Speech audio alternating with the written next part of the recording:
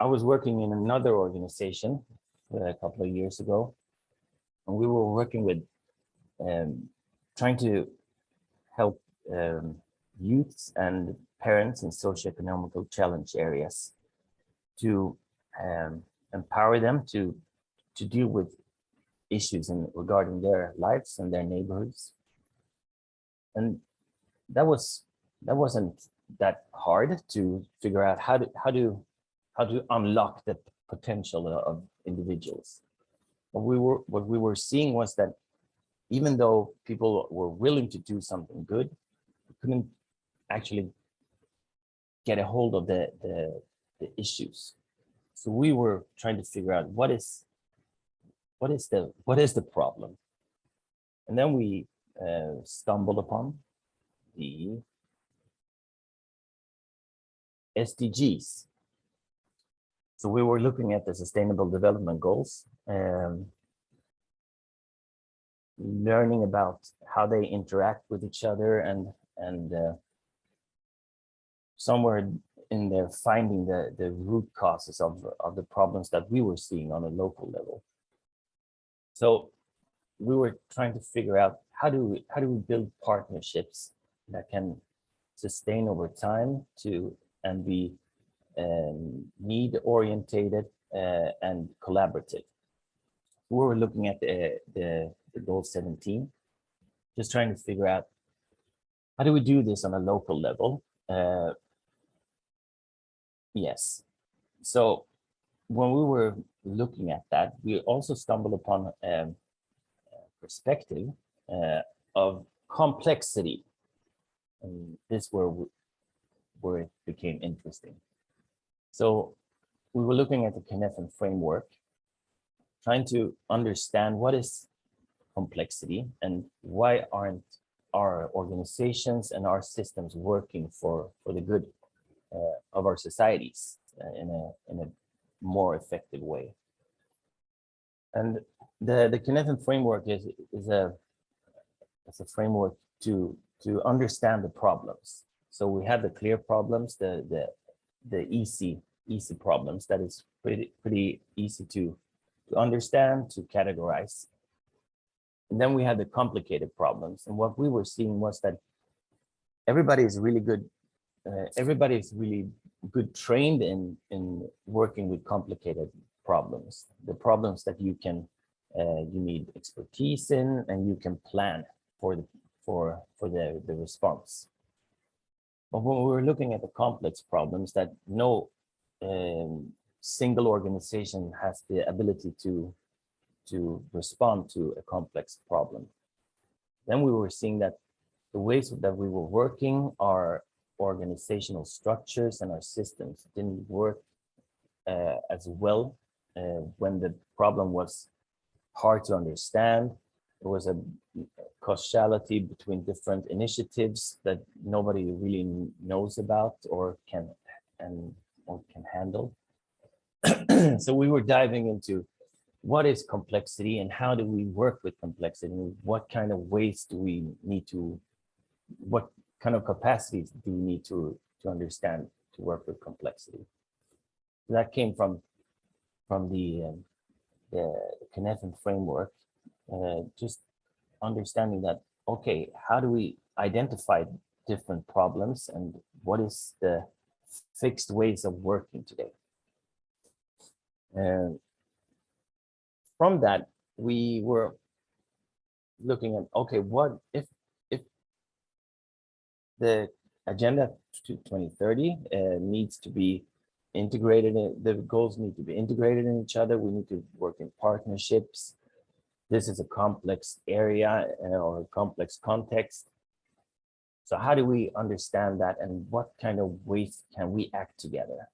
And what kind of methods or ways of being together? So we were diving into that, looking at a theory of change called the Bracana 2 loops, looking at dominant systems of ways of working. So how are we trained as individuals? How do we organize ourselves, and how do our organizations support our ways of working? So there we saw that there isn't that much good examples of working in complexity, trying to plan together, to understand things together, because everybody's working in different silos or sectors. So we were looking at the dominant system as a really, really good way to handle complicated problems. But the dominant systems, the ways of working, isn't that good at handling complex problems. So from there, we were looking at how do we interact with each other, with people. Is there more people who has seen this problem and don't know how to deal with it? So we were finding different pioneers, connecting them to each other in a network, just trying to form communities of practice from nothing. We were just throwing ourselves out there, trying this. Because when we were talking about this problem, people were saying, yes, yeah, we see this, but there were no action. So we were, from the Berkana 2 loops, we saw that you need to build something, an example of this, to be able to inform the dominant system of the other ways you could work. So when we were looking at this, we were seeing, okay, we need to find people, build communities, networks, build communities of practice, and how does the container look for that? How do we inform people or build capacity to work in this emergent system of new ways of working? So we stumbled upon, the problem was the reality looks like the things from the outside, right? And when we gather people, we work in a linear way. So how could we just pull that reality into that cube? And how does that cube look like? And what ways are we acting within that room together? So we were looking at a theory called the chordic lenses, that if we see the society as chaos, not chaos and like everything's burning, but you can't control the society. There's too many variables, too many realities in a big city or a small city. So there's no single organization that can control everything. But what we've done is that within the sphere of complicated problems or complicated ways of working, we built our organizations in a way that we want to plan, and we use tools that just make that happen. So we have no ways of working when we don't know the outcome of it.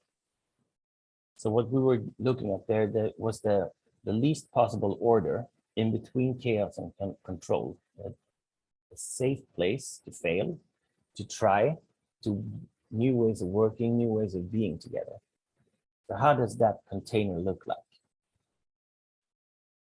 We've seen there's 3 different arenas that we work on. We need to do something together, otherwise there's no way of testing our theories or our relationships out, right? But we also need to form an organization, otherwise we will just do business as usual. And the big driver of this is the culture. How do we form a culture of good relationships, and of a safe culture where you can fail and you can test your ideas. Nobody's gonna hang you for that. Instead, we were looking at a way of understanding each other to try to build that culture of innovation. So this is our arenas where we're working. And we're working with a tool called shared work. There's a couple of friends of ours from the United States and Canada who's formed this model of where you look at the shared work. What are we doing together, and what kind of lenses do we look at that work? So everything that we do, we look at from the perspective of shared work. We see that the relationships is the driver of it all.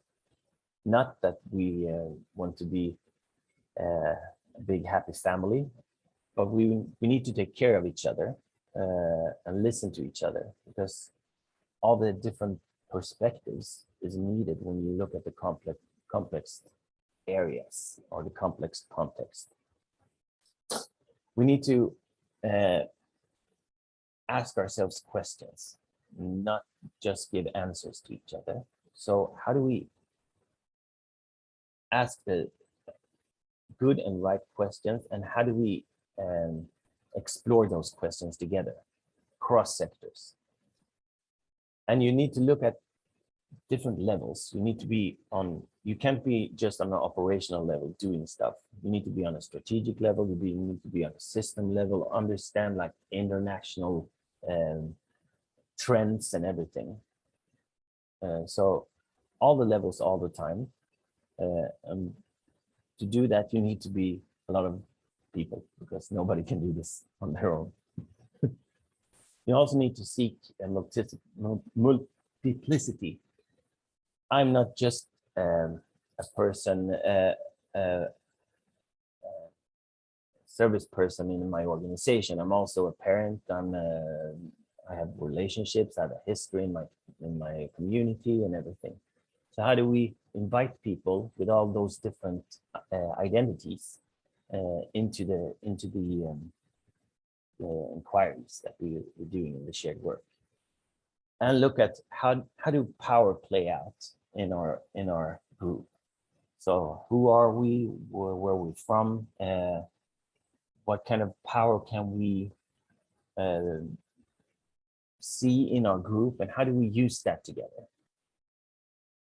So this is a really good, I usually call it like a compass. So just navigating in complexity between all different actors that you're working with. Please go and look at the Outside App there webpage. There's also a free training you can do with this shared work model. The other thing that we were looking at was the Cordic stepping stones. We saw that we need some form of planning tool that isn't a planning tool that is as sharp as the project planning tools. So we found the Cordic stepping stones as a way of planning for the things that can't be planned for. This is a way of just building work from how does the need look in your community? What is the purpose of us coming together to work with the need? Who are the people that need to be invited to work together? And what principles do we work with? Because when we work across sectors, you need to find some form of common culture. There's a lot of different organizational cultures coming together, and you need to articulate the ways of working together. Otherwise, that becomes a problem for you later on. Then you need to look at how do we implement this? What is the outputs that we want to achieve, and how do we build an architecture of implementation to achieve that goal? After that, you look at the structuring of the work. So the concepts, what are the vehicles that we are driving towards our outputs with? For example, if you want to cross a river, either you do it on a raft or a racing boat or a sailboat or a ferry. So what are the different concepts that we want to gather people in? And then you look at the limiting beliefs. What are our fears in this work, and the last part, how do we structure that work? Is it workshops? What are the meetings? When do we do what? And those kind of like hard facts to reach our outputs. So this tool, with this tool, we're planning both the larger platforms and smaller projects, processes, even meetings you can plan with this tool. So we figured out along the way this really easy way of looking at the larger work that we're doing. So this is not what we got ourselves into in 2020. We figured this out along the way. But there is a process where you're building a pilot, trying to test your idea. And when you have some form of least possible order there, like an infrastructure or a platform to work with, sometimes I describe it as the table you invite people to. You haven't set the table. You just built the table so you can invite people to have the conversation and build your dinner or your work together. So from that, we invited more people to look at the work that we do, and then you conceptualize, just trying to build and strengthen the work, because it usually happens quite informal. There's no transactions being done there. It's just the will of people who want to explore something different. Somewhere along the way, you need to stabilize this to formalize the work, or building different kind of agreements or and those kind of things to be able to have the results or the effects that you're looking for. So on the platform, we build a network of change makers, just inviting people to different kind of work. Then you organize the network. There's a coordinating core, not a hierarchical core, rather like a platform, a group of people who comes from different organizations, understanding that the need is bigger than your need and your organization's need. So how do we work for the good of the network? Then you have the network or the stakeholders. So a large group of people you invite to different themes and practices. You need to look at strategical cooperations with senior management, or no, my cat stops. It's awesome. He's always joining in, and it's loud. So you need to have some form of strategical cooperations with senior management or people with power to talk about this kind of work in rooms where you're not in. And then we look at critical friends as well, like, do we have researchers or scientists, or are there other organizations, big organizations working with this that can verify your work outside of the network that you're working with?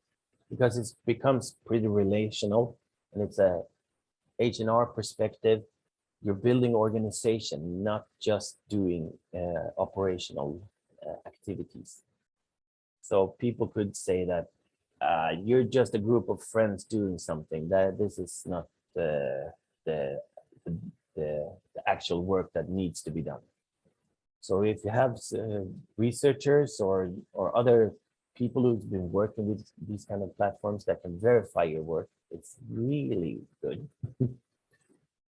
So the group that's coordinating the work, they need to look at 4 different pieces of the coordination. We need to build strategy to connect with different pieces of work in the city or in the region or in the local community. So how do we interact with other work that's being done? because you don't start from zero. There's a lot of good things going on. So how do you interact with them and building an open system instead of a closed system? And you need to design this process and the strategy for it. You need to look at how do we build capacity and learn together, because there's a lot of learning going on here and a lot of need for capacity building, because there's not that much good examples or practices that you can do when you work in this kind of environment. So how do we learn together, and how do we evaluate and extract data from this kind of work where you're working in between all the organizations?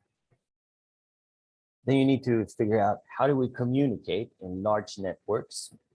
This is a tricky part.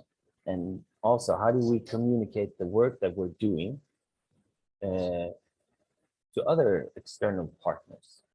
For example, the strategic people that we need to work with. And then you need to have a really good group that is good at prototyping. So service design people, or co-creators, or art of hosting, people that can build processes of co-creation together with other people. So this is the theory base behind it that we learned over the 2 years. So I want to continue into saying where the actual work started. So I'm trying to build a narrative over since 2018 here.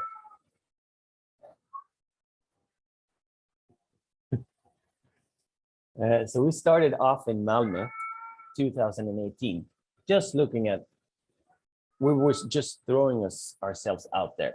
Just, okay, how do we build something that is co-owned, where we don't know what we're gonna do and we don't know how to do it? And there we got help from the outside when we said that we don't know how to do this, and they said, well, I think we can help you a little bit. So we were working there, and that's another story, because I want to jump into Helsingborg. It started up in 2019 with Hela Helsingborg, the whole of Helsingborg. We were just trying to build community, build practices, testing things out with people in the city. We had no clear picture of how did the platform look like.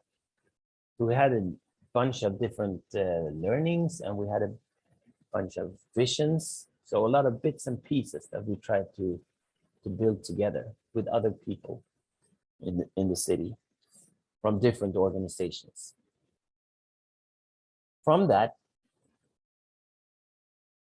we jumped into the spring of 2020, where we said, okay, we need to build some form of a process, a pilot here, test this out, to build that least possible order together, to understand what is that.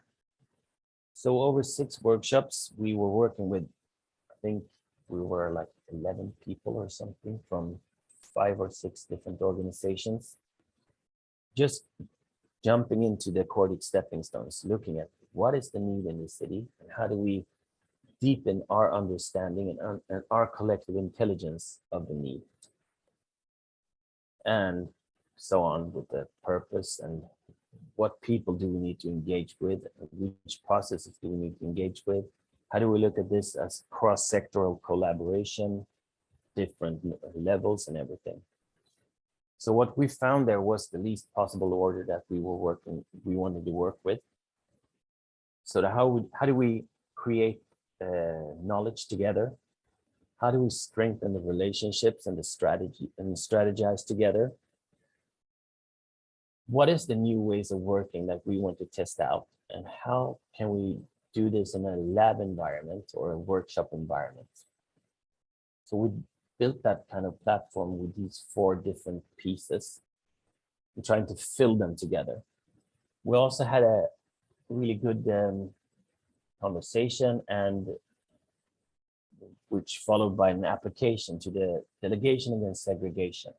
We said that we want to test this kind of platform out, And they were also understanding complexity at that time, looking at, okay, this isn't an easy question to deal with segregation. There's so much going on.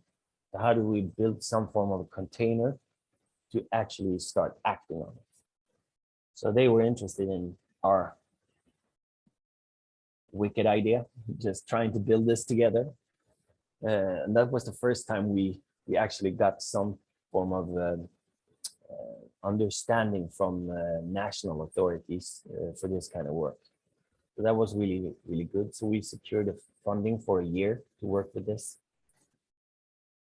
And then when we have formed that platform and started testing this with a network, we started prototyping. So we invited people over the autumn to 2020, just trying to figure out how do we work together and how do we prototype, what is the relationships we need and how do we form them, what are the different tools that we can work with.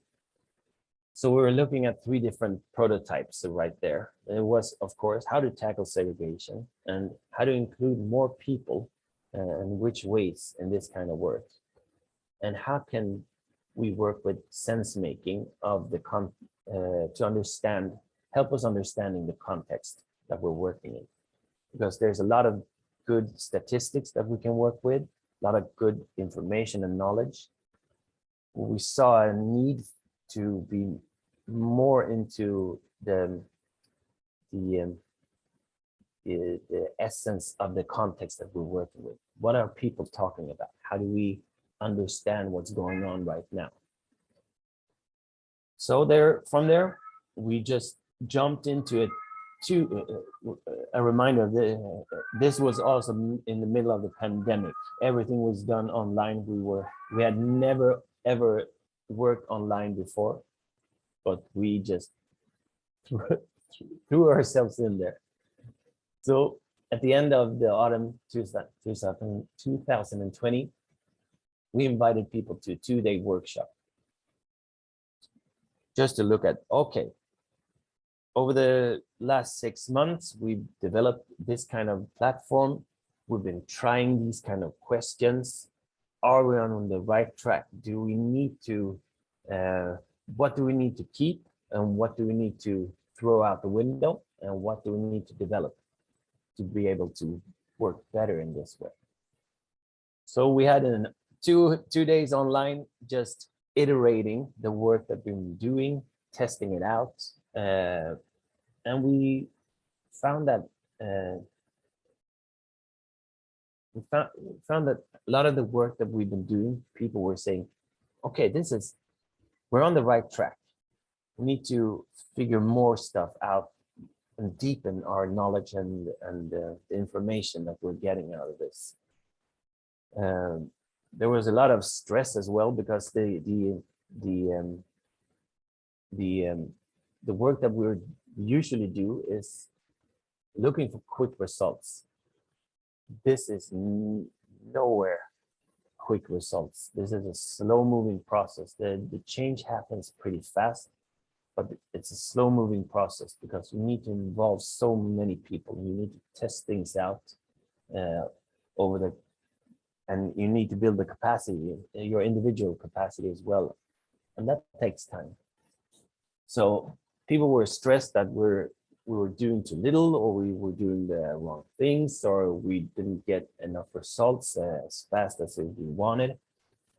But when we did this 2-day workshop, we saw that, okay, we've been building capacity to be able to hold these kind of workshops, to hold the information that a large number of people gives us, and to iterate on a pretty quick moving pace. So we were iterating and building the work over 2 days. We had 5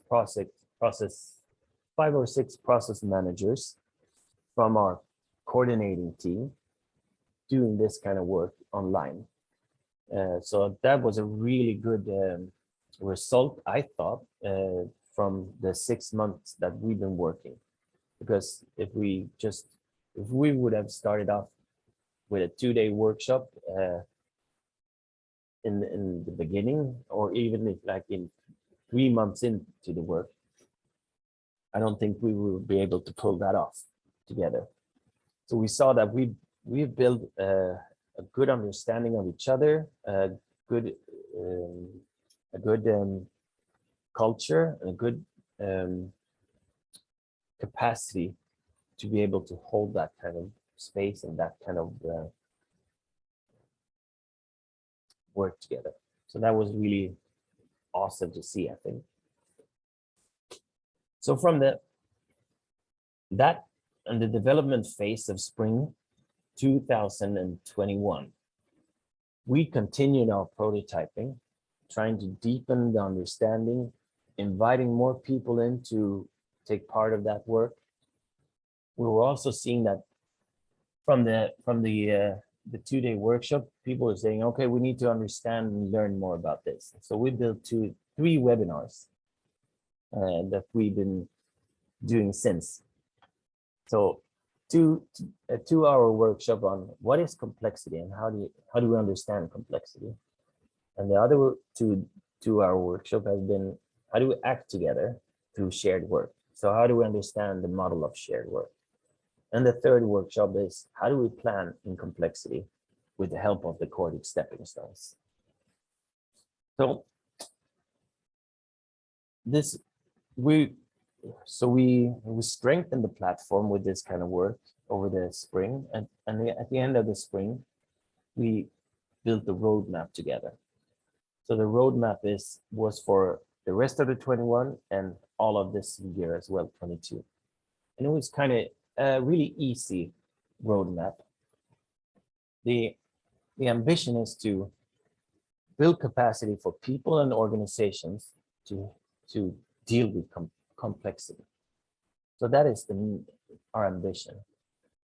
And we have 4 different main processes. It is our core team or coordinating team to build the possibility for the coordinating team to hold this work together. And then we have our network, and we have workshops there, and we have capacity building, and we have seminars with scientists and researchers. And then we call the 3rd process friends, just looking at how do we interact with senior management cross sectors with this kind of work, just to invite them to help us out. And then the 4th main process is how do we learn from this work? How do we follow up the values that we create in the space in between all the organizations, where it's no specific organizations that can say that or bring home the results, because the results happen cross sector, cross organizations, and not directly from your activity. So that is a problem for us. How do we gather that data, and how do we visualize the values that is being created when we work in this kind of environment? And what we also did was the Delegation Against Segregation thought that our work was really awesome. So we secured the largest project funding, the largest funding from that delegation to Helsingborg in a cross collaboration where we're building this platform, and we're also exploring a local community hub in the southern parts of Helsingborg. So that is really, really interesting, and it was really nice also to have an organization from way from the outside saying, okay, this work is interesting. That has given us a lot of legitimacy in the work that we're doing. So that was really nice. Development phase 3, autumn 2021. continue prototyping. We're expanding the project prototypes. They're changing a little bit. Some of them are getting stuck because they're so large. Example for the segregation prototype, we built a good groundwork for it, and then we said, okay, this needs to be connected to other processes in the city, and there we our head started spinning. But not going fast, but it's going good. There's progress. And we're also looking at new partners in the network. People were started to get interested in the work that we're doing, seeing the platform, that we sustained it over a year. People saw that it was not just a flare going up. We're looking at this on a long-term level. We're not building for tomorrow or next year. We're building for the next generation here. So new partners are starting to get interesting. We're looking at them as co-creators. Other organizations, platforms, processes, projects are asking us for support. How do we understand our project? Can you help us with our processes? We're also stabilizing the part of where we create knowledge together through seminars, inviting researchers in, talking about the civil society, sustainable development, the innovative development goals, policy making, governance. So those kind of themes we have there, we have had there. And we're starting the work to stabilize this. How does a partnership, formalized partnership, look like when you're working in this kind of platform that is informal? Nobody actually owns it. Everybody can own it. That can be a problem when people in power ask, who's responsible for this? And we said, we're all responsible for this. And they say, nah, that can't be happening. So, but we started that work, and there's no one just saying this is bad work. People are just trying to understand what is the work, and also the culture that we bring into this. It's not we know everything and we're the best. We're just trying stuff out here, and the work is nothing without the partners who interact with the work. So there's no prestige in this kind of in the platform. It's just if it's not relevant for people, then we're off track. So how do we stay relevant? How do we develop for relevance? And how do we build this so it supports all organizations in the city who wants to collaborate and work in new ways for sustainability? So where we are right now is that development phase 4, spring of 2022. We're still prototyping, learning more there, understanding the surrounding environment, the context that our processes are in, inviting more people into the prototypes, still building capacity for be able to work in this kind of environment. The seminars right now, we're in the spring, we've focused on what we from Nora Bateson call warm data. So it's sense making, context-based data that is rapidly changing, because it's what are people talking about? What is relevant right now? How do people understand their city through the interaction with each other? So we built a couple of seminars regarding the storytelling as a way of building the city. What is warm data? Also looking at right now, how is value created, and how can we measure the value that is created? And we're looking at a formalization also in a partnership with the city. It's not done. We're just starting that conversation with the few senior managers, looking at, okay, how does the formalization of this look like? How can we strengthen this work together? So that was what we're doing right now. And if we just look at some numbers, because numbers are always interesting. So over those 2 years that we worked, we had 620, around 620. Everybody is not counted for because people drop in and out. Well, the people that we can count is that 620 has been engaged in this work on our workshops, our webinars and seminars. And has some quotes here as well. One of my favorites is that one person said that the work we're doing is inspiring and annoying. I think that pretty much sums it up. Because it's something new. People see that it's needed. Perhaps not all of it, but also it's annoying because it differentiates from the ordinary work that we're doing, and that it's hard to get your head around. And how do you understand it, and how does it connect with the other important work that's being done? So if we look at the learnings that I gather, there's so much that has been going on these 2 years. It was really fun to just sit and think about these 2 years that we've been working since the pilot. But what we can see about the process is that we have conceptualized this process. We can do it again.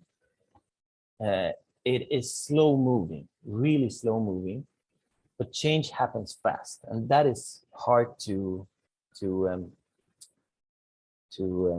hold. Actually, it's not. The results aren't like that fast, but the change it's constantly changing in ways people interact with it. So that is really hard to hold. And where do you change and where do you stay to be recognizable? that is like a polarization that we have. Okay, do we need to change to be relevant, or do we need to stay put to be able to be recognizable? Can you do both? On an individual level, it is really hard to go from reacting to circumstances and go to how do we create for the future. So most of the work that we're doing in our ordinary work that's is going on is usually that we're reacting to stuff. Something happens and we react. What we're trying to do here is creating that future that we want to see. And that is really hard because you need to be constantly in a emergent state of mind, and that is you get tired. And it's also hard. Sometimes you just need to, okay, just tell me what to do. But we have we've been able to create the conditions for people to see that they have the ability to work in this kind of environment through our platforms, our workshops, our webinars, the capacity building. It is not that hard to get people to come out of their ordinary existence and test stuff out for the future, because everybody has some form of knowledge and information and experience about what do we want to see. And when you create that space for people to start visualizing that, it isn't like, oh, people just imagining stuff that is science fiction. It is it is relevant, it is spot on, and it's qualified guesses or visions that people have. So the problem or the challenge that we have now is the organizational level. So how do we get organizations to interact on this kind of platform? Most of the organizations are closed systems, cross sectors. Your planning and your the way of organizing your organization is within your walls, and then you meet others on an operational level where you already module your product. So everybody's out there trying to sell their product, and sometimes they can interact, sometimes they can't. So that is a problem. Where how can you meet on a policy level or a planning level to see and understand the bigger system together, and from that take that information home and plan for your organization that is compatible with other pieces in the puzzle. And we see that there's a gap between visions and the organization and operational level. People can come together in the vision of something, and then people can come together where we're on an operational level, but we rarely meet on the organizational level. How do we organize ourselves together in a system to be able to move that whole system together? And on the structural level, I think there's a lot of will right now, from the visionary perspective as well. There's a lot of will on understanding that the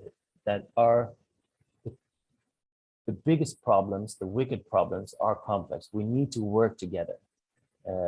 The conditions for doing that are forming. For example, from the delegation from segregation, they have seen what could be done together. I think that we're lacking knowledge on the how on a local level, and good examples of working in complexity on a local level. So I think there's a bright future for this kind of work. It needs to be strengthened and need to be